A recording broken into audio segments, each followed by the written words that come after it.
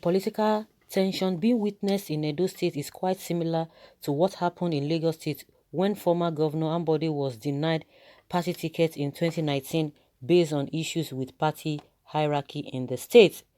The issue of Edo election has been generating some kind of heat over the last few months, with various political parties warming up for the election day slated for September 19, 2020. According to various media outlets, it was reported that Obaseki fell out of favor with former boss and SYAPC National Chairman Adams Ushomole and party chieftains over battle for supremacy in Edo State. Consequently, Obaseki was advised by the APC in Edo to forget about his re-election bid due to the issue he had with the APC in Edo State. Although the governor tried to lobby other APC chieftains in the national level like Asiwaju Bola Tinubu to wade into the matter, but all to no avail. As Governor Obaseki saw that his chances were slim, especially for the fact that he was screened out of the primary election, which produced Pastor Ize-Iyamu as the APC governorship candidate. He swiftly had to decamp from the ruling party APC to rival party PDP. This move was very important for Obaseki to pursue his re-election bid after the APC screening committee screened him out, saying he's not competent to hold office as a governor. To the surprise of many people, the question being asked my Edo people and Nigerians was that why would APC say this time around Obaseki is not fit to be called Edo governor? However, the two governorship candidates have been going around with their team to the nooks and crannies of the state and started campaigning to woo their supporters in different zones ahead of the election coming up next Monday, as one person will be declared winner of the gubernatorial election. During the campaign, so many things has been happening. During the PDP rally in Benin, thugs had to invade and started shooting sporadically into the air to scare supporters away. Also, during one of the campaigns, the convoy of the former APC National Chairman Adams Oshomole was involved in an accident after a truck whose brake failed rammed into his SUV and killing two policemen in the process. The two incidents made the APC and the PDP trade west, with each accusing one of assassination attempt, accusing one another. However, the APC had intensified and rounding off their campaign in preparation for Monday by bringing in actors and politicians to convince the people of Edo to vote for Pastor Sage Ize-Iyamu. In the process of doing this, the APC had, in my opinion, done something wrong which was so glaring and might serve as a setback for them in the election coming up by Monday.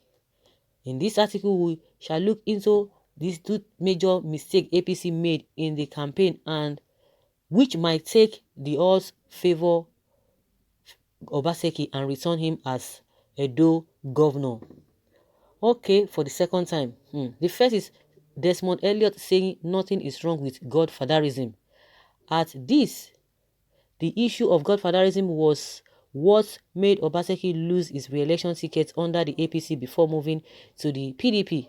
Obaseki had accused some APC members of trying to lure him into seeking hands into the resources of the state at the expense of the masses. However, when the issue started getting tough, Obaseki supporters swiftly accused Asiwaju Bola Tinubu of not wading into the matter. After that, the PDP members accused Oshomole and Tinubu of trying to turn Edo to Lagos like he did to former Governor Ambode in 2019. The supporters of PDP after then had been going round chanting Edo no be Lagos and saying that they cannot allow Oshomole turn Edo to Lagos in terms of godfatherism. In fact, some residents of Edo State took to the street to voice their displeasure at the way things were going. Some were seen carrying placards with statements like Edo is not Lagos, and this was well written in their reactions. During one of the campaigns recently, Lagos State lawmaker and Nollywood actor Desmond Elliot berated Governor Godwin Obaseki for promoting Edo no be Lagos as a campaign strategy for his re-election. Desmond Elliot reiterated that Edo no be Lagos is a cause which will be broken by Pastor Yamu. More so, in his defense of godfatherism in Nigeria politics, he justified the fact that Obaseki wouldn't be where he is today if not for godfatherism that went in his favor. In my opinion, Desmond Elliot and APC ought to have studied the atmosphere in Edo so as to know what to and what not to say in the public space. Desmond Elliot, out of love for his party, should not have allowed his emotions overcloud his judgments. As regards the utterances after Desmond Elliot made his statement, some people in Edo State react rapidly when they hear of Godfather, and Desmond Elliot saying this might make some voters change their mind from voting for APC, and this will not be favorable to APC by Monday. However, in my opinion, if the Edo citizens decided to go by their words on the placards to support Governor Obaseki through their votes, then Obaseki will emerge winner in the forthcoming election in the state. And secondly, calling Obaseki's wife a barren woman. Oh, politics is very dirty game. It's a very dirty game, especially in this country, and most times people do not watch their tongue before spilling some sensitive issues. Last week, something came up during the APC election campaign in Benin, Edo State. A staunch supporter of APC, who is also said to be loyal to Oshomole, named Kabaka, attacked Governor Obaseki and his wife for being childless in their marriage.